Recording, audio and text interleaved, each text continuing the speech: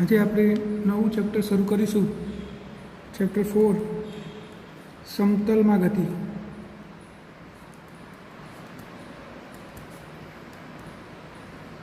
આની પહેલાંનું આપણે ચેપ્ટર ભણ્યા હતા સુરેખ પથ પર ગતિ, એટલે કે એક પારિમાણિક ગતિ હતી, એક જ દિશાની ગતિ. જ્યારે આ દ્વિપારિમાણિક ગતિ છે.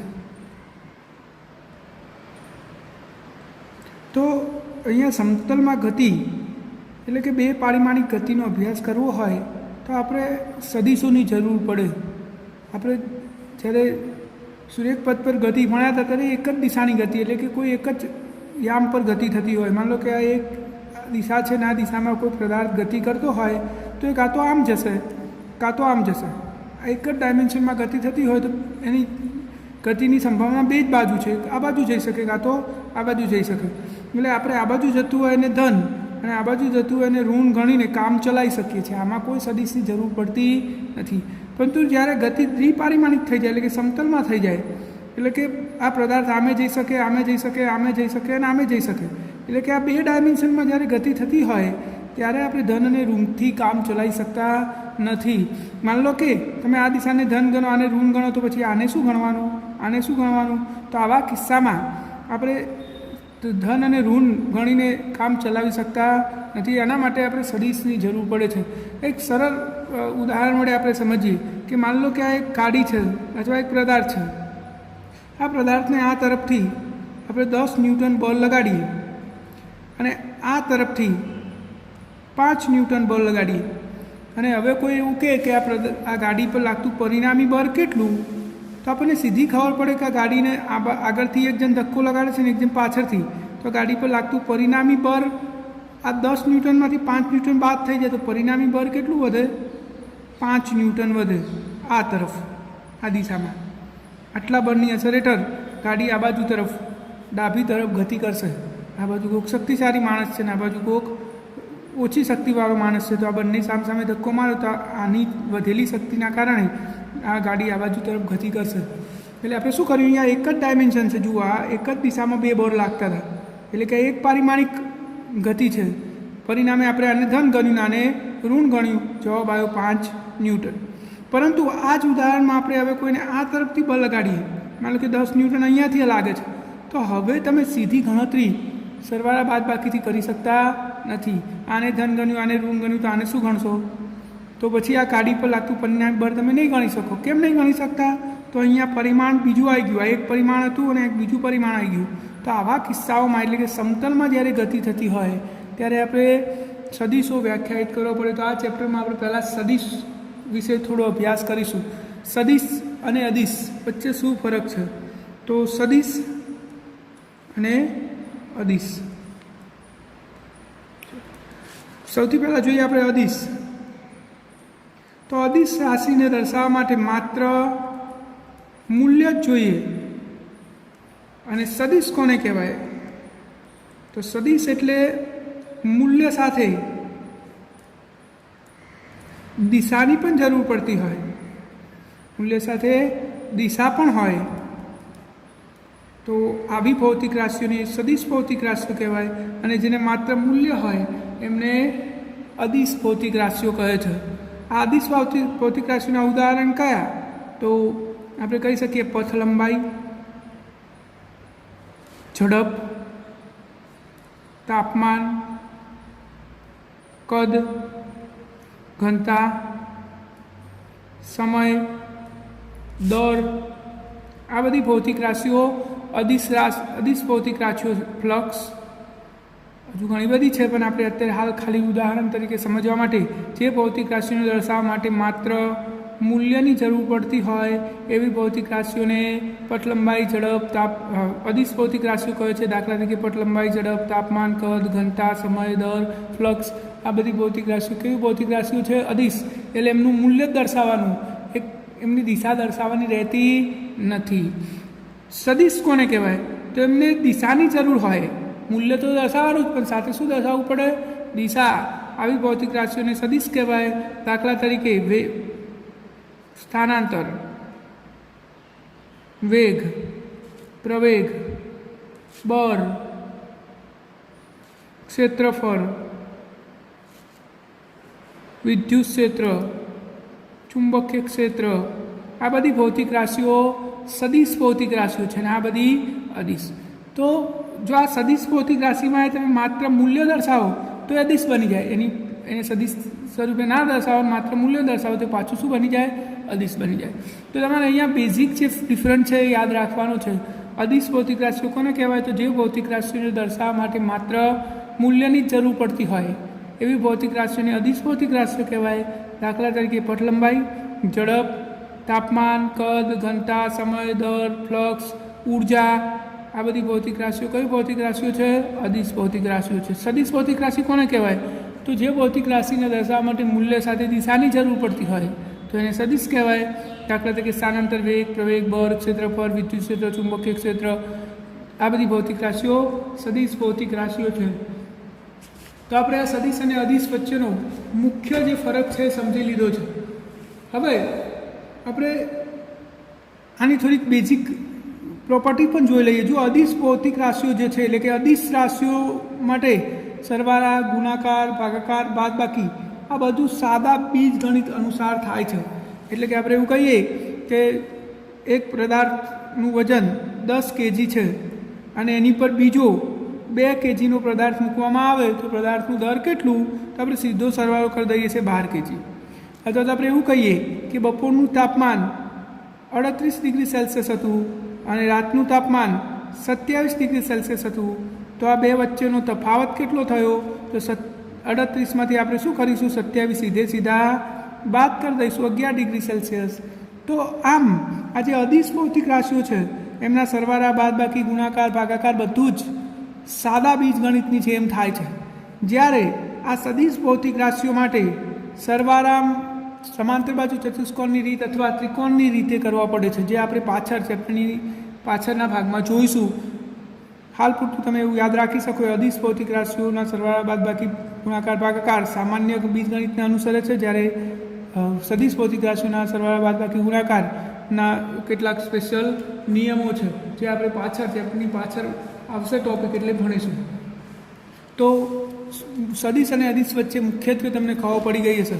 હવે આપણે જે ત્રીજા ચેપ્ટરની અંદર કેટલાક શબ્દોનો પરિચય મેળવ્યો હતો. સૌથી પહેલું મેળવ્યું હતું આપણે સ્થાન, પછી આપણે મેળવ્યું હતું સ્થાનાંતર, પછી મેળવ્યું હતું વેગ, ઝડપ, પ્રવેગ. આ બધું જ આપણે આ ચેપ્ટરમાં ફરીથી સમજવાનું છે. કેમ ફરીથી સમજવું પડે છે? તો આપણે જે ત્રીજા ચેપ્ટરમાં ભણ્યા સુરેખપથ પર ગતિ, એમાં ગતિ એક જ પરિમાણમાં હતી, જ્યારે અહીંયા ગતિ દ્વિપરિમાણમાં છે, એટલે કે 2 પરિમાણમાં છે. તો અહીંયા તો આપણે સદિશ સ્વરૂપે આ બધું સમજવું પડશે. તો સૌથી પહેલાં આપણે સ્થાન અને સ્થાનાંતર જોઈએ. તો માની લો કે કોઈ પદાર્થ આ પી બિંદુ આગળ છે અને ટી સમય બાદ ગતિ કરીને અહીંયા પહોંચ્યો. આ માર્ગે આમ થઈને અહીંયા આવ્યો, આ માર્ગે ગતિ કરીને આ ક્યુ બિંદુ સુધી પહોંચ્યો. તો કોઈ સંદર્ભ બિંદુની સાપેક્ષ આપણે આનું નિરીક્ષણ કરતા હોય, માની લો કે આ ઓ બિંદુની સાપેક્ષ આપણે આનું નિરીક્ષણ કરીએ છીએ, અહીંયાથી જોઈ રહ્યા હતા કારણ અહીંયા પી બિંદુ પર હતો, થોડા સમય પછી એટલે કે ટી સમય પછી એ ગતિ કરીને અહીંયા આવી ગયો.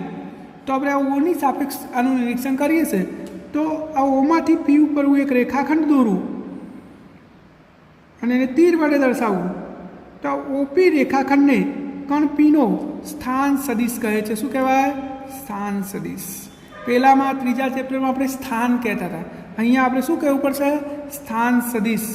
પહેલામાં સ્થાન કહેતા હતા, એનું કારણ શું હતું કે એક જ દિશામાં એનું સ્થાન હતું, અહીંયા 2 દિશામાં એનું અંતર હશે, એટલા માટે આપણે એને શું કહીશું? સ્થાન સદિશ. હવે ટી સમય પછી એ ક્યુ બિંદુ સુધી પહોંચી ગયો, તો ક્યુ ઓમાંથી ક્યુ સુધી રેખાખંડ દોરવું તો આને ક્યુ બિંદુનો સ્થાન સદિશ કહેવાય. જો પી બિંદુનો સ્થાન સદિશ તો ઓપી, ઉપર હું તીર દર્શાવું છે, સદિશ દર્શાવે છે, હું તમને પાછળ સમજાવું છું કે સદિશને કેવી રીતે દર્શાવી શકાય. એવી રીતે ક્યુ બિંદુનો સ્થાન સદિશ તો ઓ ક્યુ સદિશ. અને આ 2 પ્રારંભિક અને અંતિમ બિંદુને જોડતો હું સદિશ દોરું તો આને સ્થાનાંતર સદિશ કહે છે. શું કહેવાય?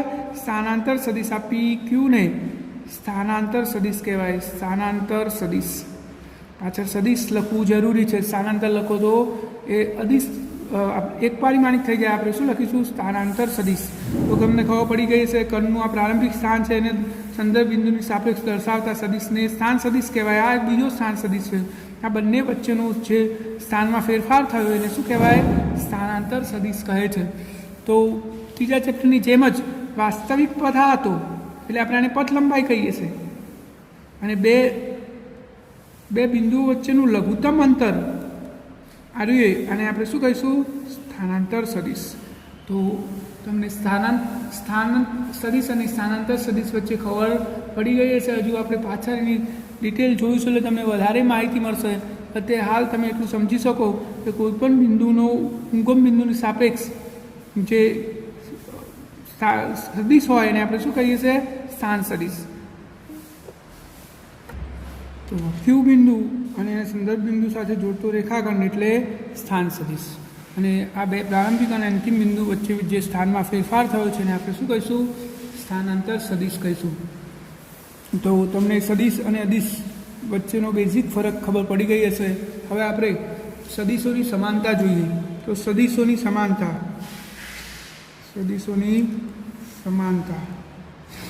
સદિશોની સમાનતા જોઈએ પહેલાં આપણે સદિશને દર્શાવો કેવી રીતે એ જોઈ લઈએ. તો કોઈ પણ ભૌતિક રાશિ સદિશ હોય, માન લો કે કોઈ એ નામની ભૌતિક રાશિ સદિશ છે, તો આને કાં તો બોલ્ડ એટલે કે આપણે ઘાટું કરીને દર્શાવી શકીએ. સદિશને દર્શાવવાની બે રીતો છે. એકદમ બોલ્ડ કરી દો તો પણ સદિશ, અથવા એની પર તમે તીર દર્શાવો આ રીતે તો પણ આપણે આને સદિશ કહી શકીએ. અને આપણે આ રીતે વાંચી શકીએ સદિશ એ, આ એ સદિશ એ છે. અને એના મૂલ્યને એનું મૂલ્ય પણ બે રીતે દર્શાવી શકાય. કાં તો માત્ર એકલું એ લખો, કાં તો પછી માનાંકમાં સદિશ લખો. આ બંને શું દર્શાવે છે? મૂલ્ય. અને આ સદિશ. હવે આપણે હું એમ કહું કે ભૌતિક રાશિ એક સદિશ ભૌતિક રાશિ છે, તો કઈ રીતે દર્શાવવાનું? તો એફ લખીને એને બોલ્ડ કરી દેવાનો એટલે કે ઘાટો કરી દેવાનો, કાં તો પછી એફ ઉપર તીર દર્શાવી દેવાનું. બંનેમાંથી ગમે તે એક તમે કરી શકો. આપણે ખાસ કરીને આનો ઉપયોગ કરીશું. પુસ્તકમાં બોલ્ડનો ઉપયોગ કરેલો છે. પુસ્તકમાં જે વર્ડ બોલ્ડ કરેલો હોય શું હોય? સદિશ. અને જ્યારે મૂલ્ય દર્શાવવાનું થાય ત્યારે કાં તો માત્ર એની સંજ્ઞા, કાં તો પછી માનાંકમાં તીર સાથે આ એનું મૂલ્ય દર્શાવે છે. હવે ઉપર તીર દર્શાવવાનો પણ એક ખાસ અર્થ છે. આ જે તીર દર્શાવે છે, આ તીર જે દિશામાં હોય એ સદિશની દિશા દર્શાવે છે, અને આ તીરની જે લંબાઈ થાય એ સદિશનું મૂલ્ય દર્શાવે છે. યાદ રાખવાનું, તીર શું દર્શાવે? દિશા. અને આ સદિશની લંબાઈ એનું મૂલ્ય દર્શાવે છે. ફોર એક્ઝામ્પલ હું એમ કહું કે એક સદિશ છે અને એક બીજો આ સદિશ છે, તો બે સદિશમાંથી કયા સદિશનું મૂલ્ય વધારે? તો જેની લંબાઈ વધારે હોય એનું મૂલ્ય વધારે. અને આ તીર છે દિશા દર્શાવે છે, તો આ બંને સદિશ એક જ દિશામાં છે. હું આવા બે સદિશ દોરું તો આ બે સદિશ એકબીજાની વિરુદ્ધ દિશામાં છે. તો તમારે આ યાદ રાખવાનું કે સદિશને બે રીતે દર્શાવી શકાય. કાં તો તમે એને બોલ્ડ કરી દો, કાં તો પછી એની પર તીર દર્શાવો. અને મૂલ્ય પણ બે રીતે દર્શાવી શકાય, માત્ર સંજ્ઞા કાં તો પછી માનાંકમાં. હવે સદિશોની સમાનતાની વાત કરીએ તો હું અહીંયા જુઓ બે સદિશ દોરું. આ એક સદિશ અને આ બીજો સદિશ. જો બંને સદિશના મૂલ્યો સમાન છે, એટલે કે બંનેની લંબાઈ સમાન છે અને બંનેના તીર એક જ દિશામાં છે, તો આવા સદિશોને સમાન સદિશ કહે છે. કયા સદિશ કહેવાય? સમાન સદિશો. તો સમાન સદિશો એટલે શું? તો જેમના મૂલ્ય અને દિશા બંને સમાન હોય. મૂલ્ય અને દિશા બંને સમાન છે. અહીંયા મૂલ્ય એટલે લંબાઈ, આ બેની લંબાઈ સરખી છે અને દિશા પણ એક જ છે. તો આ બે સદિશો કેવા સદિશો કહેવાય? સમાન સદિશો કહે છે. યાદ રાખજો, સમાન સદિશો એટલે શું? તો જે બે સદિશોના મૂલ્ય અને દિશા સમાન હોય. બીજું આપણે જોઈએ તો સમાંતર સદિશ. સમાંતર સદિશો કોને કહેવાય? તો જે બે સદિશોની દિશા સમાન હોય, માત્ર દિશા સમાન હોવી જોઈએ. મૂલ્ય સમાન હોય કે ના હોય એનાથી કોઈ ફરક નહીં પડતો, પણ દિશા સમાન હોવી જોઈએ. ફોર એક્ઝામ્પલ, આ એક સદિશ છે અને એક બીજો સદિશ આ છે. તો જો બંનેની દિશા સમાન છે, મૂલ્ય સમાન નહીં, તો એ આમને કયા સદિશો કહેવાય? સમાંતર સદિશો કહી શકાય. દિશા સમાન હોવી જોઈએ, મૂલ્ય સમાન હોય ના હોય એ જરૂરી નથી. આને કહેવાય સમાંતર સદિશો? તો હા કહી શકાય, કારણ કે બંનેની દિશા સમાન છે, પછી ભલે મૂલ્ય સમાન હોય કે ના હોય. તો સમાંતર સદિશો કોને કહેવાય? તો જે બે સદિશોના દિશા સમાન હોય મૂલ્ય સમાન હોવું જરૂરી નથી. સમાન હોય તોય ચાલે, ના હોય તોય ચાલે. માત્ર શરત શું? દિશા સમાન હોવી જોઈએ. પ્રતિ સમાંતર સદીશો, પ્રતિ સમાંતર, તો જે બે સદીશોની દિશા વિરુદ્ધ હોય, દિશા વિરુદ્ધ હોય, મૂલ્ય સમાન હોવું જરૂરી નથી. એટલે કે આવી રીતે આ એક સદીશ અને એક બીજો સદીશ છે, તો જો આ સદીશની દિશા આ બાજુ છે અને આ સદીશની દિશા આ બાજુ છે, તો પ્રતિ સમાંતર સદીશોની દિશા વિરુદ્ધ હોય તો આવા સદીશોને કયા સદીશો કહેવાય? પ્રતિ સમાંતર સદીશો કહે છે. તો અને અસમાન સદીશો આપણે ગણીએ તો અસમાન સદીશો અથવા અસમાંતર સદીશો આવી રીતે દર્શાવી શકાય. જે સમાંતરે ના હોય કે પ્રતિ સમાંતરે ના હોય એવા સદીશો બધા કયા આવી જાય? અસમાંતર સદીશો કહે છે. તો સદીશોની સમાનતા આપણે અહીંયા જોઈ લીધી. સમાન સદીશો જેમાં મૂલ્ય અને દિશા બંને સમાન હોય. સમાંતર સદીશો તો દિશા સમાન હોય. પ્રતિ સમાંતર સદીશો તો દિશા વિરુદ્ધ હોય.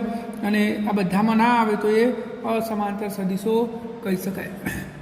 તો આટલી તમને ખબર પડી ગઈ હશે. હવે આપણે સદીશો ઉપર થોડું આગળ જઈએ તો કોઈ પણ સદીશનો વાસ્તવિક સંખ્યા સાથે ગુણાકાર, વાસ્તવિક સંખ્યા સાથે ગુણાકાર, કોઈ સદીશ હોય આપણી જોડે, માન લો કે કોઈ સદીશ એ છે, એને હું અહીંયા દર્શાવું, આ સદીશ એ જેનું મૂલ્ય આટલું છે અને દિશા આ છે.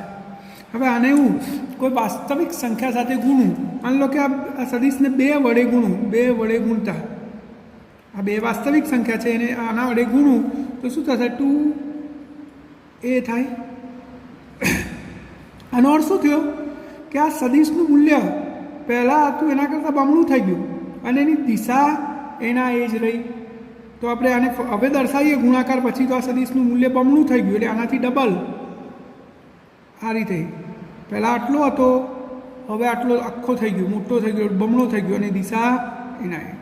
તો કોઈ પણ વાસ્તવિક સંખ્યા સાથે સદીશને ગુણવાથી એનું મૂલ્ય એ સંખ્યા ઘણું થઈ જાય છે. એટલે કે અહીંયા 2 લીધાની જગ્યાએ હું કોઈ વાસ્તવિક સંખ્યા કે લઉં તો આ એનું મૂલ્ય કેટલું થઈ જાય? કે ઘણું. 5 લઉં તો 5 ગણું, 10 લઉં તો 10 ગણું, અને એની દિશા બદલાતી નથી. પરંતુ જો આ વાસ્તવિક સંખ્યા ઋણ હોય, એટલે કે હું અહીંયા 2 વડે ગુણ્યું એની જગ્યાએ -2 વડે ગુણાકાર કરું, -2 વડે, તો જવાબ શું થશે? -2a સદીશ. આનો અર્થ શું થયો? કે એનું મૂલ્ય તો 2 ગણું થઈ ગયું પરંતુ એની દિશા એનાથી વિરુદ્ધ થઈ જશે. એટલે કે આ સદીશ એ હતો એને હું -2 વડે ગુણું તો સદીશનું મૂલ્ય તો 2 ગણું થઈ જશે પરંતુ એની દિશા શું થઈ જશે? વિરુદ્ધ થઈ જશે. આ વાત થઈ ગઈ. પહેલાં ધન વાસ્તવિક સંખ્યા વડે ગુણ્યું તો એનું મૂલ્ય ધન સંખ્યા ગણું થઈ જાય અને દિશા બદલાતી નથી. પણ જો ઋણ વડે ગુણવામાં આવે તો મૂલ્ય તો એટલા ગણું થાય જ પરંતુ દિશા વિરુદ્ધ થઈ જાય છે. તો કોઈપણ સદીશનો વાસ્તવિક સંખ્યા સાથે ગુણાકાર કરવામાં આવે તો એ સદીશનું મૂલ્ય એ વાસ્તવિક સંખ્યા ગણું થઈ જાય છે અને દિશામાં શું થાય? તો એ વાસ્તવિક સંખ્યા ધન હોય તો દિશા બદલાતી નથી અને જો વાસ્તવિક સંખ્યા ઋણ હોય તો એની દિશા વિરુદ્ધ થઈ જાય છે. તો આટલી તમને ખબર પડી ગઈ હશે. હવે સદીશનો સરવાળો, જો આપણે પહેલાં ચેપ્ટરની શરૂઆતમાં જ જોયું કે અદિશ હોય તો એનો સીધો સરવાળો બાદબાકી થઈ શકે. આપણે ઉદાહરણને જોયા કે 10 kgમાં 2 kg ઉમેરો તો 12 kg થાય. કોઈ તાપમાનનો તફાવત શોધવો હોય તો સીધી આપણે બાદબાકી કરીએ છીએ. એ અદિશ રાશિઓ છે. પણ જ્યારે સદીશ હોય ત્યારે શું કરવાનું? ફોર એક્ઝામ્પલ હું તમને સમજાવું કે કોઈ વ્યક્તિ અહીંયાથી 4 મીટર આ દિશામાં ચાલે, આ દિશામાં 4 મીટર ચાલ્યો, પછી અહીંયાથી બિલકુલ 90 ખૂણે વળીને 3 મીટર ચાલ્યો, તો આનો સ્થાનાંતર સદીશ શું થયો? તો તમે સીધો સરવાળો કરી શકો. 4 + 3 સ્થાનાંતર તો આ થાય એનું. તો આપણે શું કરીએ છીએ? આનો સદીશ સરવાળો કરીએ છીએ. એટલે કે 4 નો વર્ગ 16 + 3 નો વર્ગ 9 બરાબર વર્ગમૂળમાં 25 બરાબર 5. તો સ્થાનાંતર સદીશ શું થયું? 5 થાય. તો આમ આપણે સીધો સરવાળો કરી શકતા નથી. આપણે સદીશ સરવાળો કરવો પડે. અને આ સદીશનો સરવાળો કરવા માટે 2 રીતો ખૂબ જ પ્રચલિત છે. એક છે ત્રિકોણની રીત, કાટકોણ ત્રિકોણની રીત, ત્રિકોણની રીત, અને બીજી છે સમાંતર બાજુ ચતુષ્કોણની રીત, સમાંતર બાજુ ચતુષ્કોણની રીત. તો બંને રીતો આપણે જોવાની છે કોઈ બે સદીશનો સરવાળો કરવા માટેની રીત. આપણે થોડું બેઝિક સમજીએ પહેલાં, 2 રીતો સમજીએ પહેલાં. માન લો કે કોઈ સદીશ આ દિશામાં છે, એનું મૂલ્ય આટલું થયું. બરાબર, સમજો. ભૌતિક રીતે આપણે આને સમજવાનો પ્રયત્ન કરીએ, પછી સાંખ્યાત ગાણિતિક રીતે પણ આપણે એને સમજીશું. આ એક સદિશ છે, તો સદિશની દિશા આ રહી છે અને એનું મૂલ્ય આટલું છે. હવે આમાં હું એક બીજો સદિશ ઉમેરું છું, એનું મૂલ્ય આના જેટલું પણ દિશા વિરુદ્ધ છે. તો આમાં આ સદિશ ઉમેરું તો જવાબ શું થઈ જાય? 0 થઈ જવો જોઈએ. હવે આને આપણે વાસ્તવિક ઉદાહરણ માટે સમજીએ. માન લો કે એક પદાર્થ છે અહીંયા, આને આ તરફ આટલા ન્યૂટન બળ લાગે છે, એટલે આટલું મૂલ્ય અને આ દિશામાં એફ કહી દઉં એને, એફ સદિશ. એટલું ને એટલું સેમ બળનું મૂલ્ય આ દિશામાં લાગે છે. તો આ પદાર્થ પર લાગતું પરિણામી બળ શું થશે? શૂન્ય થાય કે ના થાય ભાઈ? એક ગાડીને એક જણ આગળથી ખેંચે ને એક જણ પાછળથી ખેંચે, બંનેનું બળ સરખું હોય તો ગાડી પર લાગતું પરિણામી બળ શું થાય? 0. તો આ બે સદિશનો મેં સરવાળો કર્યો તો જવાબ શું આવ્યો? 0. 0 જ આવવો જોઈએ. તો હવે આપણે આ સરવાળો કરવાની રીત સમજવાની છે કે કેવી રીતે સરવાળો થાય. તો એના માટે આપણે પહેલાં સૌપ્રથમ ત્રિકોણની રીત સમજીએ. તો બે સદિશોનો સરવાળો કરવાની ત્રિકોણની રીત. મારી જોડે એક સદિશ છે આ એ, જેનું મૂલ્ય આટલું અને દિશા આ છે. બીજો એક સદિશ છે બી, એનું મૂલ્ય આટલું અને દિશા આમ છે. આ બે સદિશનો મારે સરવાળો કરવો છે. તો ત્રિકોણની રીત સમજીએ તો સૌથી પહેલાં તમારે સદિશને સમજી લેવાનું. આ સદિશનું પૂંછ કહેવાય અને આ સદિશનું શીર્ષ કહેવાય, એટલે કે એનું માથું અને આ એનું પૂંછડું. તીર હોય એને માથું કહેવાય અને આ એનું પૂંછડું. તો આ શીર્ષ અને આ પૂંછ કહેવાય. તો હવે આપણે શું કરવાનું સરવાળો કરવા માટે? તો પહેલો જે સદિશ હોય એને અવકાશમાં ગમે તે જગ્યાએ દર્શાવી દેવાનો, એની દિશા બદલાવી જોઈએ નહીં. તો એ સદિશ છે એને મેં અહીંયા દર્શાવી દીધો, આ સદિશ એ દર્શાવી દીધો હતો એમના એમ. અહીંયાથી અહીંયા દોર્યો મેં, આને ઓ એ કહી દઉં હવે, અથવા ઓ પી કહી દઉં, પી બિંદુ આપી દઉં. અહીંયા આ સદિશને હું અહીંયા મુક્ત અવકાશમાં દોર્યો છે. હવે આ પહેલા સદિશના શીર્ષ ઉપર આ બીજા સદિશની પૂંછ મૂકી દેવાની. તો આ બીજો સદિશ છે બી, એમના એમ, એની પૂંછ અહીંયા મૂકીને એ જેટલા મૂલ્યનો એટલા ને એટલા મૂલ્યનો અહીંયા દોર દેવાનો. આ બીજો આ સદિશ બી દોર દીધો મેં, અને એવું ક્યુ બિંદુ નામ આપી દઉં. તો હવે પ્રથમ પૂંછ અને બીજાના શીર્ષને જોડતો રેખાખંડ દોરવામાં આવે, આ દોર્યો મેં. તો આને એ અને બીના સરવાળા સ્વરૂપે દર્શાવી શકાય, એટલે કે સદિશ એ વત્તા સદિશ બી થશે. તો આ એ સદિશ અને આ બી સદિશનો સરવાળો કયો થયો? આ રહ્યો. તો આટલો મૂલ્યનો સદિશ થશે અને એની દિશા કઈ હશે? આરી હશે. જો આપણે હજુ આને થોડું વિશેષ રીતે સમજીએ એટલે તમને વધારે ખબર પડશે. માન લો કે અહીંયા એક પદાર્થ છે, આને હું બે દોરડા બાંધી દઉં, એક દોરડું આમ લઈ જાઉં ને એક દોરડું આમ લઈ જાઉં. બરાબર, સમજો. અહીંયાથી એક વ્યક્તિ ખેંચે છે ને એક અહીંયાથી ખેંચે છે. આ પદાર્થને બે દોરડા બાંધેલા છે બિલકુલ મધ્યમાં. એક વ્યક્તિ આ બાજુથી ખેંચે છે ને એક વ્યક્તિ આ બાજુથી. ખેંચવું એટલે બળ, એટલે કે આ બળ સદિશ થયો, આ એ બળ સદિશ થયો. આ બંનેની દિશા મેં દર્શાવી દીધી. એક જણ આ બાજુ ખેંચે છે અને એક જણ આ બાજુ. તો સ્વાભાવિકપણે આપણો વાસ્તવિક અનુભવ એવું કહે છે કે આ પદાર્થ ગતિ કરીને આમ સીધો આવશે. બે બાજુથી ખેંચતા હોય તો આમ જાય ને આમ જાય, ક્યાં આવશે? આમ આવશે. એનો અર્થ શું થયો ભાઈ? આમ આવશે. એનો અર્થ કે આ બે બળ લાગ્યા, એનું જે પરિણામી બળ ઉદ્ભવ્યું એ બળ આ દિશામાં હશે. એટલે કે આપણે પરિણામી સદિશ આ દિશામાં આવવું જોઈએ. એને સીધી રીતે કહીએ તો આ બે બળનો સરવાળો, સદિશ સરવાળો કરવાથી મળતું બળ આ દિશામાં આવે છે. આ આપણો વાસ્તવિક અનુભવ કહે છે. હવે આપણો આ સમાંતર બાજુ ત્રિકોણની રીતે આવું જવાબ આવે છે કે નહીં એ આપણે જોઈએ. તો જો આપણો આ પહેલો સદિશ છે એને આપણે અહીંયા દોરીએ અવકાશમાં, તો જો હું પહેલો સદિશ દોરું છું જેમ છે એમના એમ જ. જો આ દોર્યો, આ પહેલો સદિશ દોર્યો મેં. આ પહેલા સદિશના શીર્ષ ઉપર બીજા સદિશની પૂંછ મૂકવાની. તો આપણો બીજો સદિશ છે આરોએ, એની પૂંછ હું મૂકી દઉં અહીંયા અને એમના એમ એને દોર દઉં પાછો હતો એમના એમ. આ બીજો સદિશ દોર દીધો મેં એમના એમ. તો પહેલા સદિશના પૂંછડામાંથી બીજા સદિશના શીર્ષ ઉપર હું રેખાખંડ દોરું તો મને આ પરિણામી સદિશ મળી ગયો. આપણો આ પહેલો સદિશ હતો એ, આ બીજો સદિશ બી. તો આપણને આ પરિણામી સદિશ આમ બિલકુલ આ દિશામાં મળી ગયો. જે આપણી વાસ્તવિક અનુભવ, આપણો રોજનો અનુભવ એવું કહે છે કે પદાર્થ આમ સીધો ગતિ કરીને આવે. ક્યારે સીધો ગતિ કરીને આવે? જ્યારે એની પર આ દિશામાં બળ લાગતું હોય ત્યારે પરિણામી બળ આ દિશામાં લાગતું હતું. તો આપણે આ સરવાળો કર્યો ત્રિકોણની રીતે, તો એ જવાબ આપણો એ જ દિશામાં આવ્યો. એનો અર્થ શું થયો કે આપણે આજે સરવાળો કરવાની રીત અપનાવી છે એ સાચી છે. હજુ એક ઉદાહરણ જોઈએ. માન લો કે આ કોઈ પદાર્થ છે, આની પર એક બળ આ દિશામાં લાગે છે અને એક બળ આ દિશામાં લાગે છે. બંને બળના મૂલ્યો સમાન છે, તો આની પર લાગતું પરિણામી બળ 0 થવું જોઈએ તો આપણે આ ત્રિકોણની રીતે સમજી લઈએ થાય છે કે કેમ. તો જુઓ, આ પહેલાં સદીશને મેં દોરી દીધો હતો એમના એમ જ.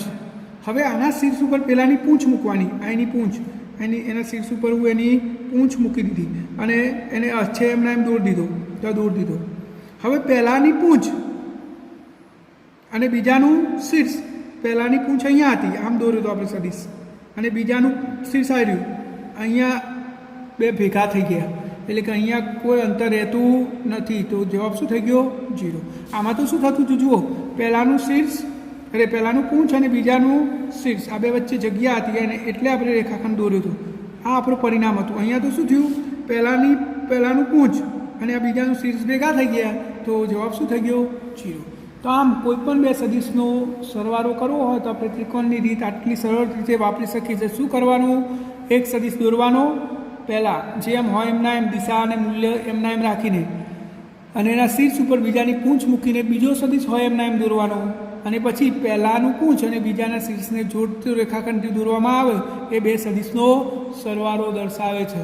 હવે આપણે સમાંતર બાજુ ચતુષ્કોણની રીત જોઈએ. આ ત્રિકોણની રીત થઈ. આ ત્રિકોણની રીત કેમ કહેવામાં આવે છે? તો અહીંયા ત્રિકોણ બને છે એટલા માટે. હવે આપણે સમાંતર બાજુ ચતુષ્કોણની રીત સમજીએ. તો આ જ બે સદીશનો સરવાળો મારે એ અને બીનો સરવાળો સમાંતર બાજુ ચતુષ્કોણની રીતે કરવો છે. તો કેવી રીતે કરી શકાય? તો જો પહેલો સદીશ આ એ છે, તમને દેખાય છે અહીંયા, એને હું અહીંયા નીચે દોરું છું. જુઓ, છે એમના એમ જ, છે એમના એમ એ દોરી દીધો મેં. હવે પહેલાંમાં શીર્ષ ઉપર પૂંછ મૂકતા હતા, એની જગ્યાએ સમાંતર બાજુ ચતુષ્કોણમાં એની પૂંછ પર બીની પૂંછ મૂકી દેવાની. તો આ બીની પૂંછ મૂકી દીધી મેં, આ બીની પૂંછ અહીંયા મૂકી દીધી અને બી સદીશ દોરી દીધો મેં, આ બી સદીશ. હવે એને સમાંતર બાજુ બનાવો, આ એને જેવું હોય એવું એવું અહીંયા દોરો, અને બીને સમાંતર એક બાજુ દોરો, આ બીને સમાંતર બાજુ દોરી, આ એની સમાંતર બાજુ. તો આ બે સદીશોની પૂંછમાંથી વિકર્ણ દોરવામાં આવે તો આ બે સદીશોનો સરવાળો દર્શાવે છે, એટલે કે સદીશ એ વત્તા સદીશ બી. જુઓ, ત્રિકોણની રીતથી થોડું અલગ છે. ફરીથી સમજી લઈએ. માન લો કે મારી જોડે એક આ સદીશ છે અને એક બીજો સદીશ છે બી, આ બી. આ મારે આ બંનેનો સરવાળો કરવો છે, પણ કઈ રીતે? સમાંતર બાજુ ચતુષ્કોણની રીતે. તો શું કરવાનું? પહેલાં એ સદીશ હોય એમના એમ દોર દેવાનો, આ દોર દીધો, આ એ સદીશ મેં હતો એમના એમ દોર દીધો. હવે શું કરવાનું? આના પૂંછ ઉપર બીજાની પૂંછ મૂકવાની, એટલે આ સદીશને આમ ઉઠાવીને સીધો અહીંયા મૂકી દેવાનો. તો આપણે એને આમ સીધો ઉઠાવીને અહીંયા મૂકી દીધો, આ બી.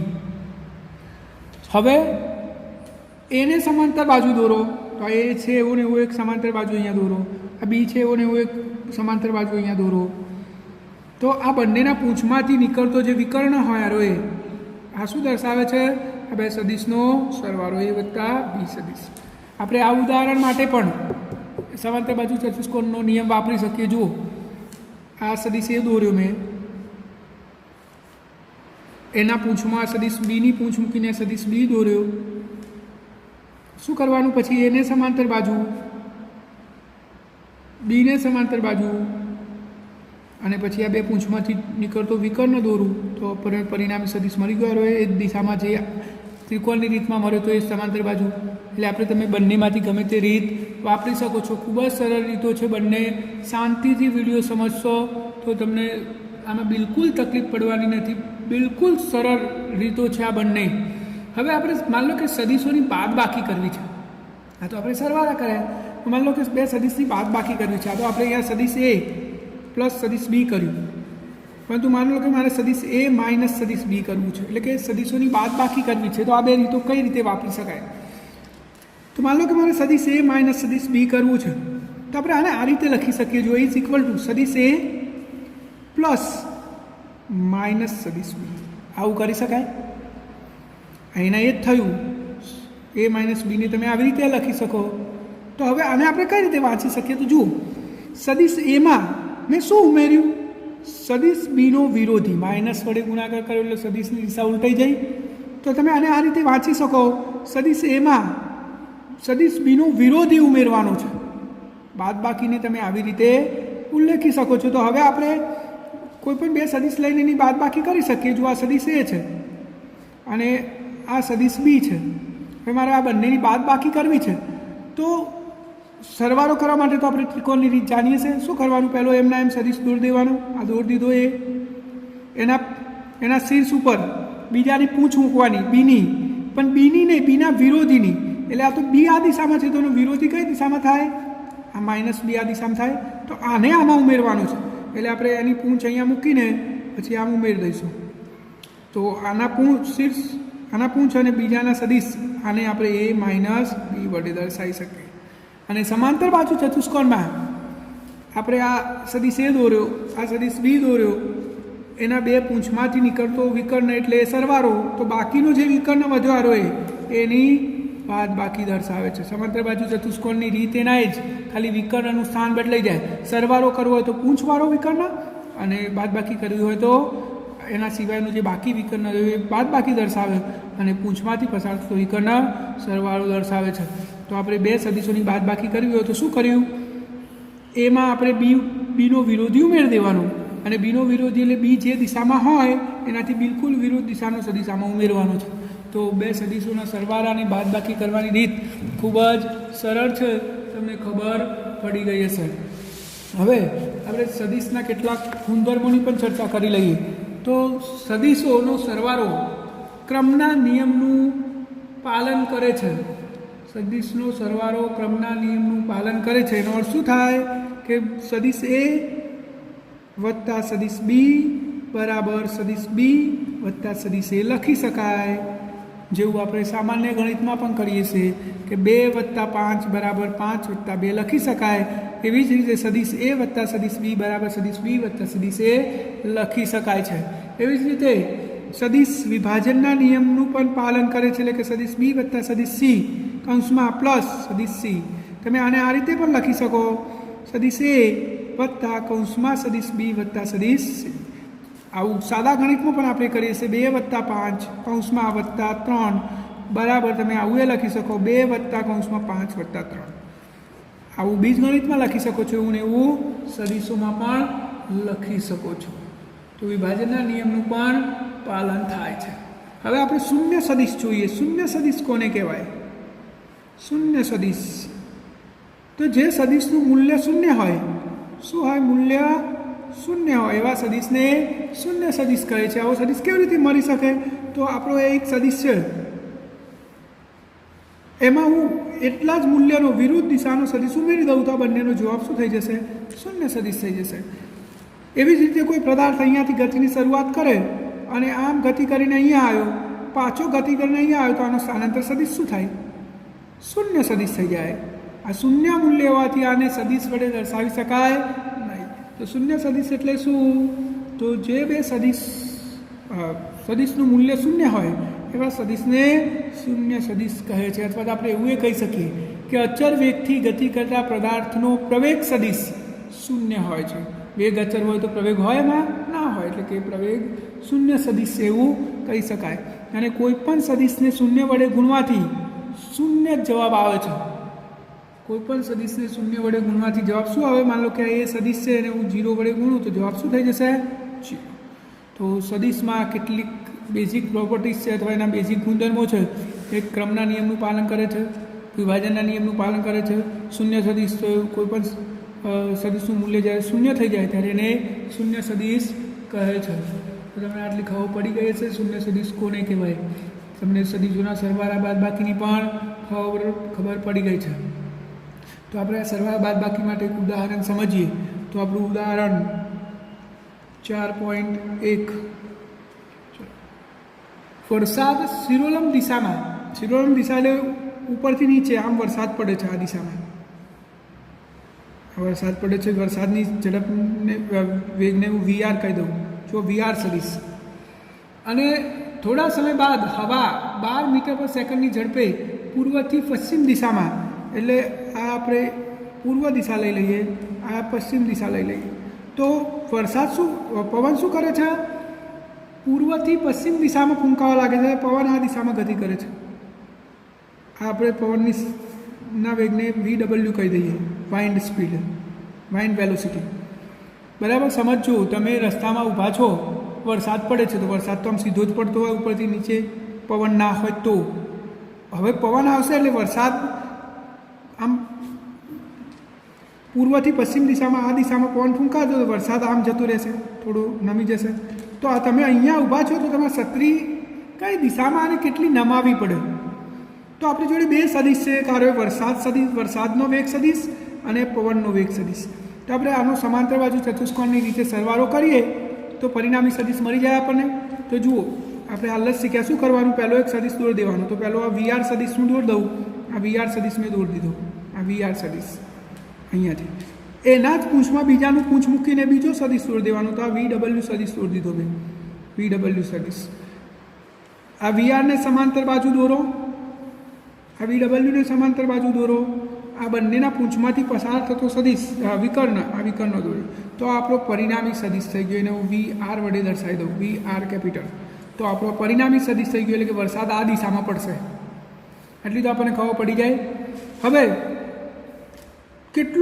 કેટલી ઝડપથી પડશે, તો આપણે આનું મૂલ્ય શોધવું હોય તો આપણે પાયથાગોરસના નિયમનો ઉપયોગ કરીએ તો પરિણામી સદિશ VRનું મૂલ્ય બરાબર વર્ગમૂળમાં આનો વર્ગ વત્તા આનો વર્ગ. આ કેટલું છે VW, તો VWનો વર્ગ વત્તા આ કેટલું છે VRનો વર્ગ.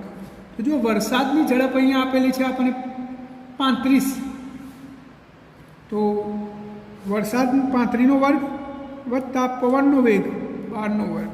35નો વર્ગ કેટલો થાય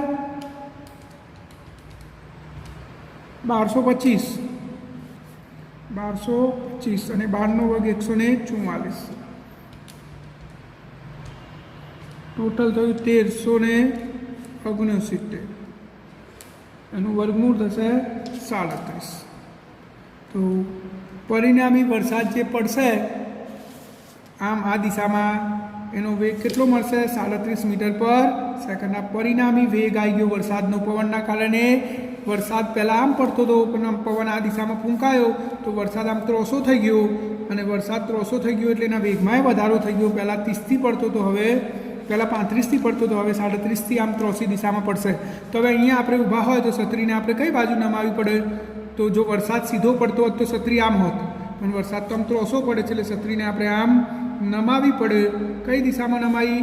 પૂર્વ દિશામાં. હવે કેટલી નમાવી પડે તો જુઓ, આપણે આ શિરોલમ સાથે થીટા ખૂણો લઈ લઈએ તો અહીંયા tan થીટા લાગુ પાડો તો tan થીટા બરાબર સામેની બાજુ ભાગ્યા પાછળની બાજુ. સામેની બાજુ VW અને પાછળની બાજુ VR.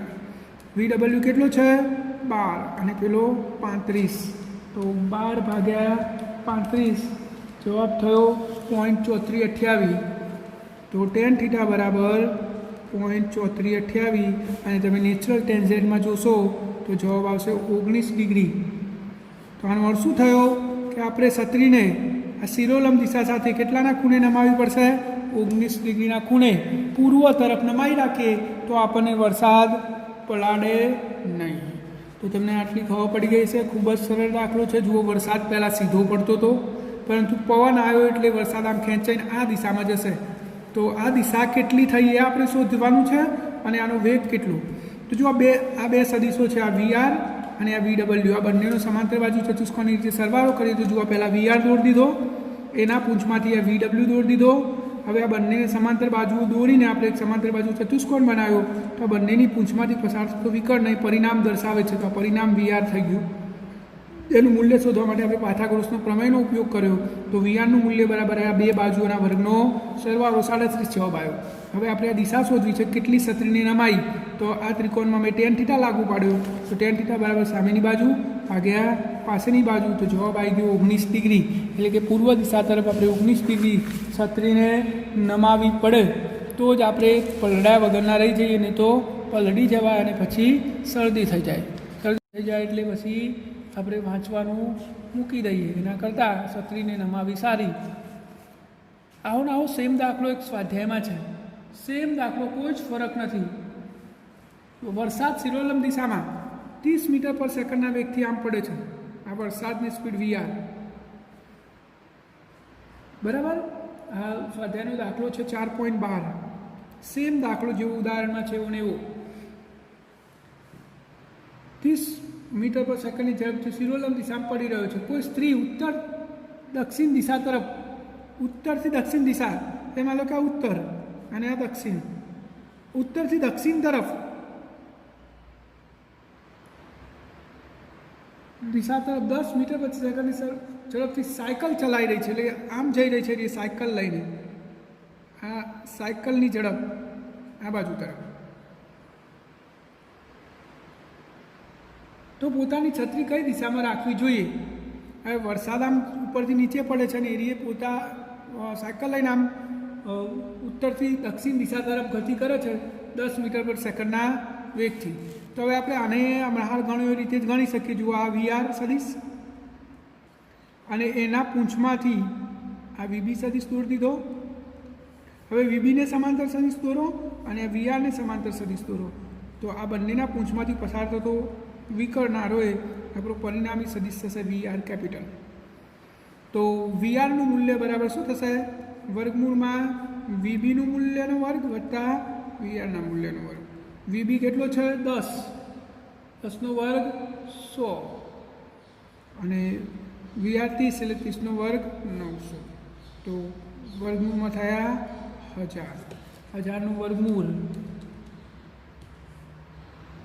31.62 મીટર પર સેકન્ડ. હવે આપણે થીટા શોધવાનો છે. તો અહીંયા થીટા tan થીટા લઈ લઈએ. તો tan થીટા બરાબર શું થશે? સામેની બાજુ VB ભાગ્યા પાછળની બાજુ VR. therefore 10 ભાગ્યા 30 બરાબર